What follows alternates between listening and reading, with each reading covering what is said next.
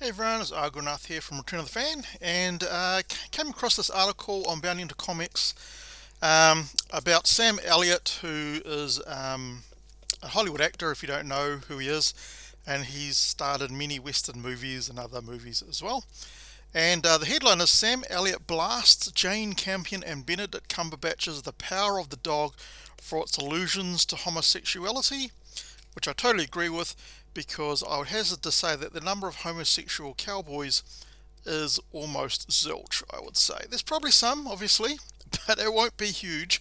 And they wrote a whole movie around this kind of idea. I guess it's kind of similar to Brokeback Mountain, but I never watched that rubbish either. So let's have a look and see what Sam Elliot says. So James Campion is from New Zealand, and in New Zealand, I'm from New Zealand, and in New Zealand, basically anything which a New Zealander does is lauded, no matter what the hell it is. In the media in New Zealand make it out to be much bigger than what it actually is. And so in New Zealand, The Power of the Dog is just being lauded and lauded and lauded, going, it's an amazing movie, it's going to win the Oscars, blah, blah, blah, blah, blah. But to most people, it's a rubbish movie, and most people never watch it. And that's what the Oscars has become as well, right? It's basically a bunch of movies that no one's heard about, so no one gives a shit to watch the Oscars as well. So let's have a look. Actor Sam Elliot, who's currently starring in the Yellowstone prequel series 1883, recently appeared on Mark Maron's podcast where he criticised the Benedict Cumberbatch starring Western The Power of the Dog for its homosexual themes. In a most recent episode of Maron's WTF with Mark Maron podcast, Maron brings up The Power of the Dog, asking Elliot, did you see The Power of the Dog? Did you watch that movie? He was probably expecting him to go, oh yeah, it's an awesome movie, blah, blah, blah, blah, and he just shit all over it. Elliot responded, yeah, you want to talk about that piece of shit? Maron followed up, you didn't like that one? Elliot added. F no. Maron followed up, you didn't like that one? Elliot added, F no. Maron then asked him to elaborate because, I mean, he must have been taken aback that someone didn't love Power of the Dog who's actually in Hollywood, because that's going against the message, isn't it? The narrative. As the Critical Drinker says, you're not staying with the message. Maron then asked him to elaborate, to which Elliot said, I'll tell you why I didn't like it anyway. I looked at it when I was down there in Texas doing 1883, and what really brought it home to me the other day was when I said to you I wanted to effing talk about it. There was a effing full-page ad out in the LA Times, and there was a review. Not a review, a clip, and it talked about the evisceration of the American myth. He continued, and I thought, what the F? What the F? This guy that's done Westerns forever, the evisceration of the American West, they made it look like, what are all those dancers, those guys in New York that wear bow ties and not much else? Remember them from back in the day? Maron answers, oh, the Chippendales. We all know what the Chippendales are, right? Male dancers who dance without their shirt off and wear very revealing pants and so on. Elliot says, yeah, that's what all these effing cowboys in the movie look like. They're all running around in chaps and no shirts. There's all these allusions to homosexuality throughout the effing movie. I mean, look at Benedict Cumberbatch. He just looks gay, right? I mean, I guess he's supposed to be gay, so that's what the look that they're going for.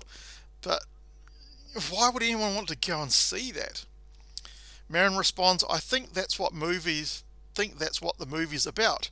Elliot then states, well, what the F does this woman? Maron interjects, who, Jane Campion? Campion is the director of Power of the Dog. Elliot continues, yeah, she's a brilliant director, by the way. I love her work, previous work.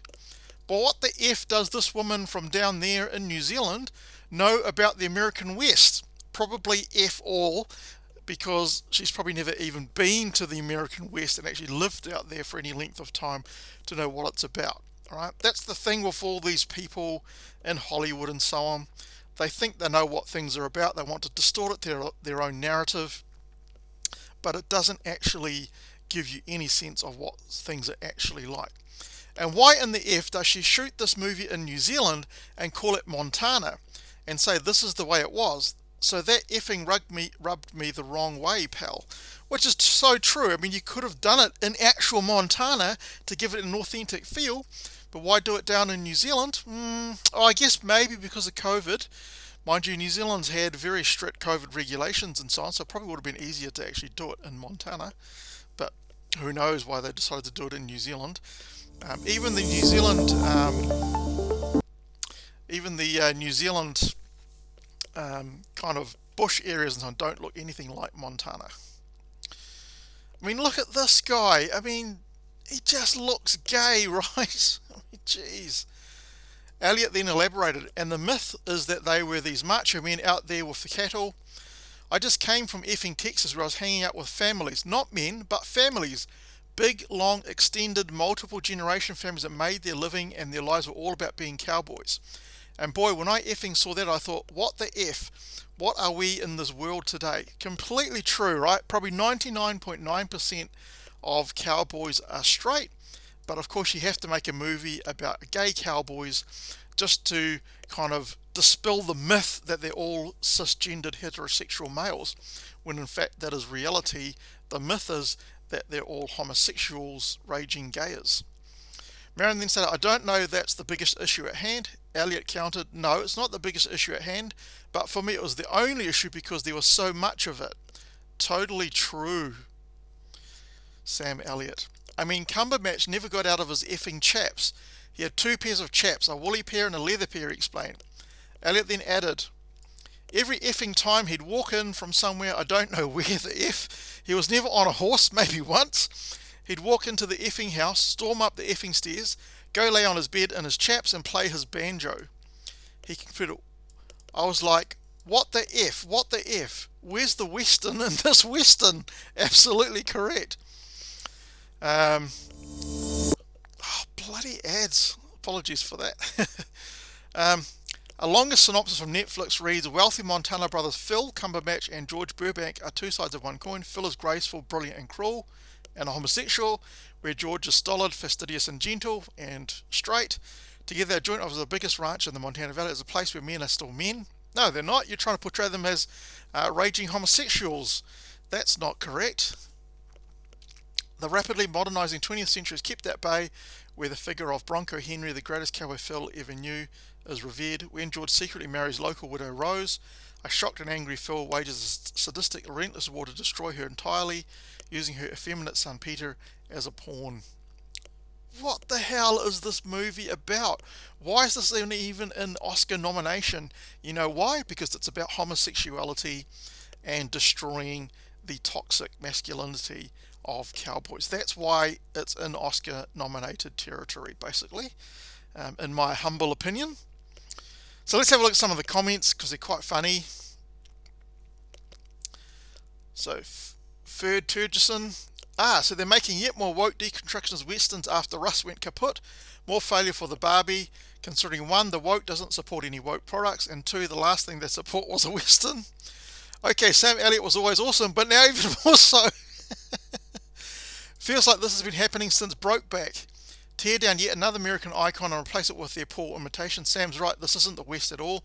They don't have a clue, because Jane Campion is an effing New Zealander, has no idea about the Wild West in Montana. Well said, Sam Elliot. Hollywood's message today is to declare reality to be a myth and the ridiculous myth to be reality, even though everyone clearly sees they are not true. Rough men made the West livable. That's a fact. Basically correct. If you weren't rough and tough back in the old West days, you wouldn't have survived. Looks like someone's had the gall to question the message. Can't have that. Sam's first mistake was watching Netflix.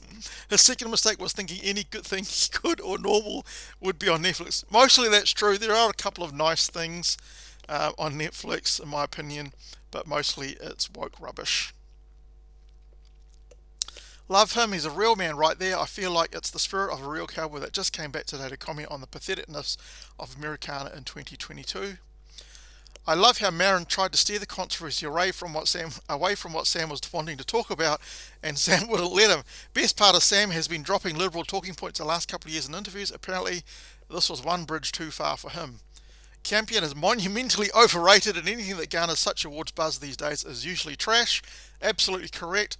The only one I disagree with in that point is that Dune is up for an Oscar nomination, and that is an awesome movie. No woke rubbish in that particular movie, in my opinion. So I really love Dune, so that I hope that wins, but I can't see it winning because it doesn't have enough of the message in it. Sam Elliot is a real one. Pour one out, boys. He's the last of a dying breed. The Wild West was one of the last masculine times when men could make their own fortune and kill without consequences in a fair duel. Of course, the left wants to bastardize that said history and makes them look weak. I dare to go to Montana and hang around with the rodeos wearing woolly chaps without a shirt and send out homosexual vibes. You'll be dealt with quickly and ran out of town. Awesome comment. So this movie is absolute trash. Let's have a look at how well it's doing. It got a very limited theatrical release and earned $208,000. But it was a very limited release because it was a Netflix movie. So it released on Netflix. You might be thinking, well, maybe it's done stupendously awesome on Netflix. Well, let's have a look. So this is a Deadline article that was written on December 6th when it came out. Oscar winner Jane Campion's first feature film as director in 12 years, The Power of the Dog, has plenty to wag its tail about in its 5-day debut on Netflix. Samba TV said Monday that this feature take of Thomas Savage's 1967 Western novel drew in 1.2 million US households over the Wednesday to Sunday. Alright, so that doesn't cover every single Netflix viewer because it's from people that use Samba TV to watch Netflix, but it still gives you a good representation. Alright, so you might think, oh, 1.2 million, that's pretty huge, but later on it tells us that Netflix has an estimated 74 million US households.